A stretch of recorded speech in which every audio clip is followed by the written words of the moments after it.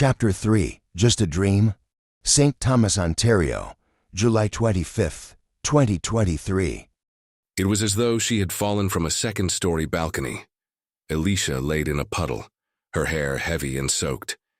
She put her hand to her face to wipe away the rivers that flowed down her brow. The bright white light stung her eyes, and she reached out in a panic for her husband. Her hands grasped for anything within reach, but found only cold bed sheets. Confused, panting, and heart-pounding, it took her a few breaths to realize it was all just a dream, seemingly innocent but oddly terrifying. Bits and pieces of the dream haunted her cloudy thoughts. A lonely child handed her a gift. She feverishly tried to remove the endless blankets that were wrapped tightly around the small package. Pity for the scared child weighed heavy on her heart. She tried to ask the child if she was okay, but her lips were fused together. The little girl shook her head no, even though Alicia's voice was muted and muffled. The girl heard the words that were never spoken. Everything was draped in shadow. It was a feeling more than a vision. Cold tremors rolled in her stomach. From the darkness, a terrifying laughter filled the air, as if they shared an inside joke. Alicia sat up in her bed, thankful to be in the comfort of her home. She reached over and grabbed her phone to send a text to Sarah. "Good morning, honey. I love and miss you." Alicia doesn't dream often, or at least she rarely remembers them. This one shook her up pretty good, and she needed to hear from her daughter. She had to know she was safe.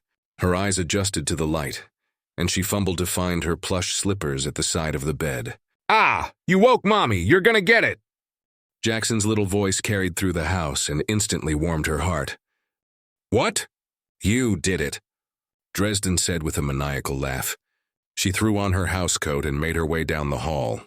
The noise from the kitchen suspiciously fell silent. Muffled laughter and faint whispering floated throughout the house.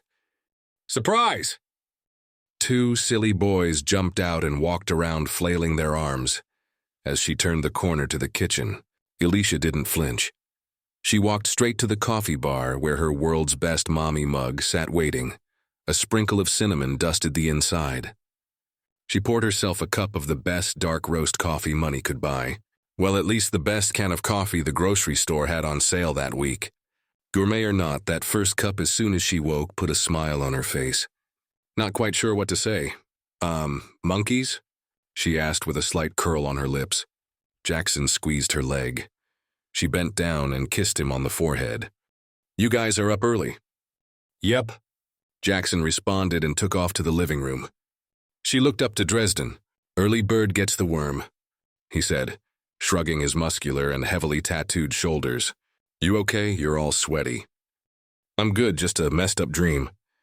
She strained her neck to look in the living room. "I'll tell you later. You go for your run this morning?" "Every morning, Angel." He walked over and kissed her on the forehead.